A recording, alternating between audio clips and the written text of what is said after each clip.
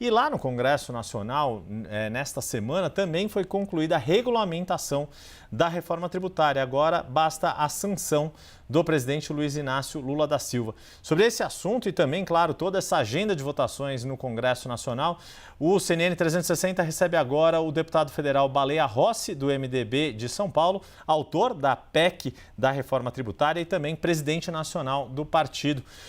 Presidente, muito obrigado por estar conosco aqui. Queria ouvir, então, primeiro sobre a sua avaliação do resultado final desta regulamentação da reforma tributária. Muita discussão sobre exceções, entra, sai, mudanças que o Senado fez, a Câmara corrigiu algumas delas ou alterou, descartou algumas mudanças do Senado, manteve outras. Qual é o balanço do resultado final desta regulamentação, deputado? Boa tarde, Yuri. Boa tarde a todos da CNN.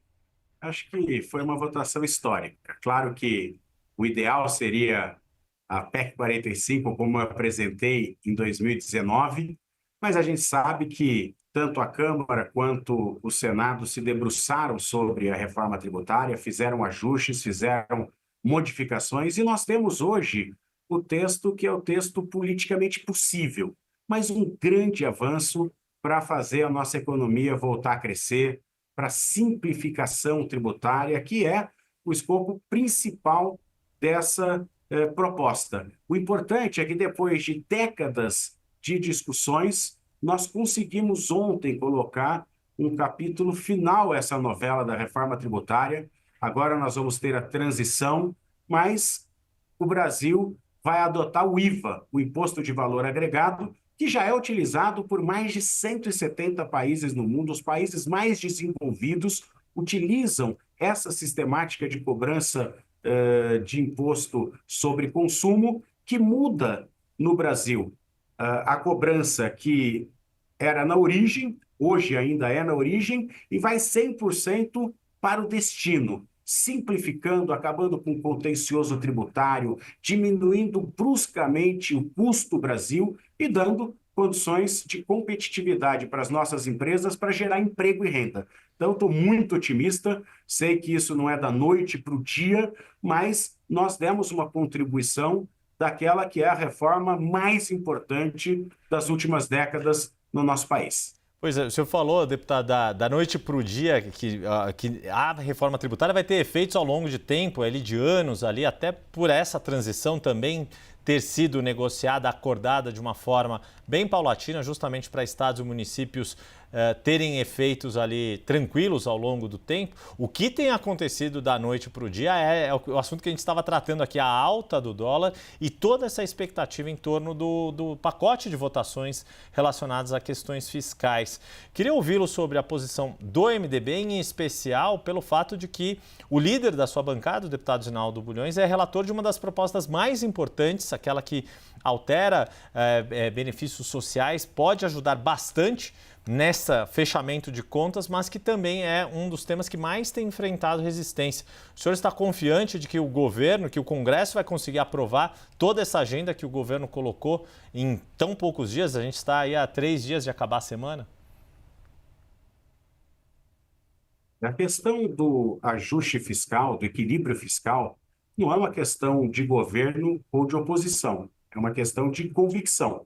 Eu posso falar com muita tranquilidade, porque como presidente do MDB, do Movimento Democrático Brasileiro, nós já mostramos que quando nós tivermos oportunidades, nós adotamos esta agenda mais liberal na economia, com profundo compromisso com o equilíbrio fiscal. Foi assim quando no governo do presidente Michel Temer nós fizemos o teto de gastos, que foi uma medida dura, mas que a inflação, que estava em 9%, caiu para 3%, os juros de 14% caíram para 6%.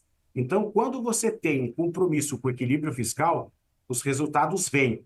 E hoje há uma preocupação muito grande com essa alta do dólar.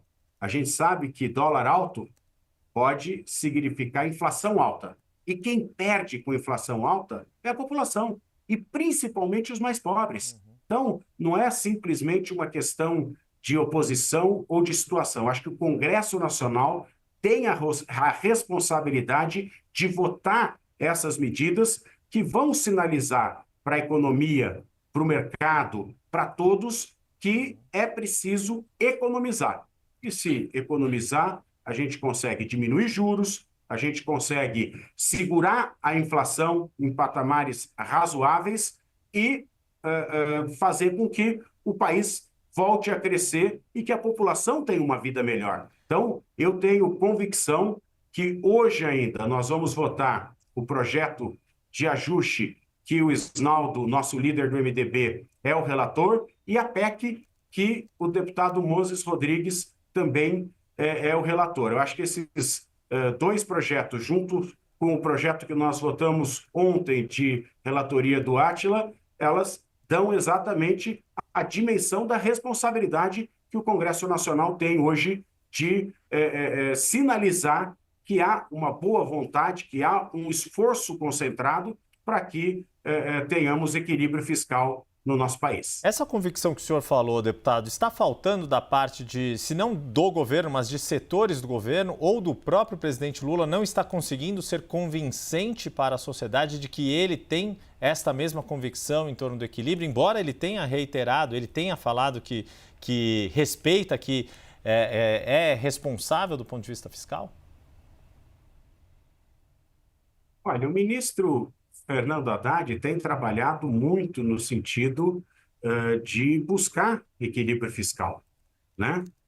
No governo tem que ser como é na casa do trabalhador. Você não pode gastar mais do que você ganha. O governo não pode gastar mais do que arrecada. Tem que seguir o arcabouço, que é algo semelhante ao teto de gastos que nós votamos lá atrás e que surtiu efeito.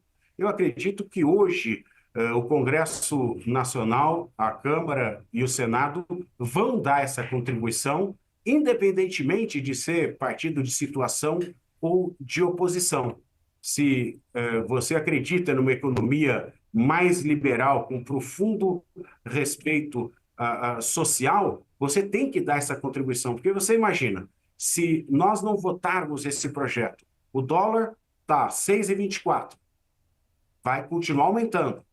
Claro que nós não vamos ter o efeito imediato, né? Não vai votar o ajuste e o dólar cair para 5. Mas é uma sinalização importantíssima para o mercado, para a economia, de que a lição de casa está sendo feita. Então, eu acredito que tanto o governo quanto os parlamentares, senadores e deputados vão aprovar esses dois projetos que finalizam o ano legislativo com um bom sinal para a economia.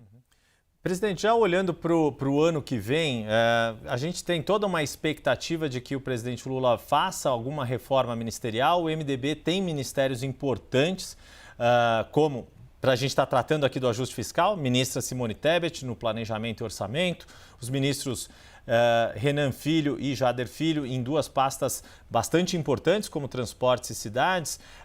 O senhor, o MDB, pleiteia mais espaço no governo a partir desta reforma ministerial em função do apoio que tem dado a essas medidas, em função do resultado que colheu nas urnas nas eleições municipais, ou do jeito que está, o MDB já está dando a sua contribuição dentro do governo Lula?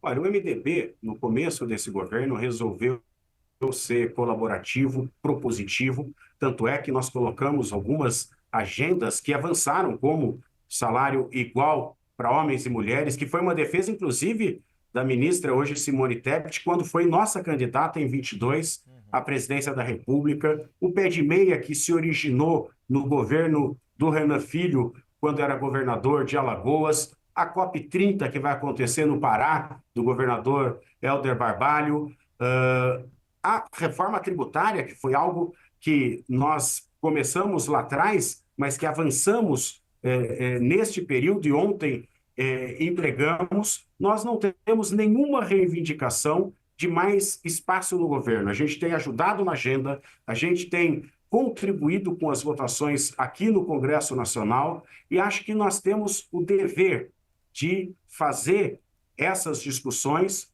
avançar nas pautas. Tanto o líder Eduardo Braga tem ajudado muito no Senado da República, quanto o líder Isnaldo Bulhões e as nossas duas bancadas. Hoje, O MDB contribui em 3 pastas que são extremamente importantes, inclusive a Simone Tebet tem participado ativamente, junto com o Haddad, dessas medidas de ajuste fiscal, porque nós acreditamos que esse é o caminho. Nós precisamos dar estabilidade política, segurança jurídica e estabilidade principalmente para a nossa economia. Uma perspectiva do país crescer ainda mais, nós estamos vendo aí a perspectiva de crescimento de mais de 3 pontos do PIB, mas nós não podemos perder a mão na inflação, porque se nós tivermos a volta da inflação, isso vai corroer o salário do trabalhador. Quem mais perde com a volta da inflação é a população mais pobre. Então, o MDB tem sido colaborativo, tem participado ativamente e tem feito aquilo que acredita.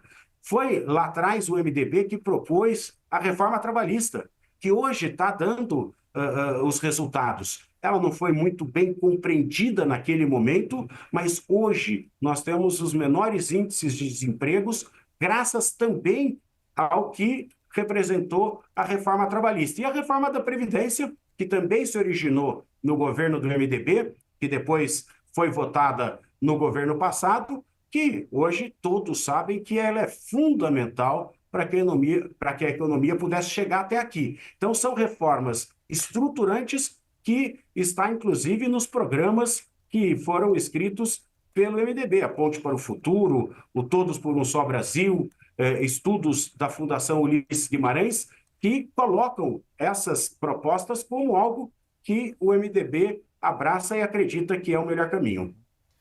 Baleia Rossi, deputado federal aqui pelo estado de São Paulo e presidente nacional do MDB, sempre um prazer recebê-lo, ouvi-lo sobre os mais variados assuntos aí que permeiam a política nacional. Muito obrigado. Se não nos virmos novamente, boas festas para o senhor, deputado. Obrigado mais uma vez. Grande abraço, muito obrigado.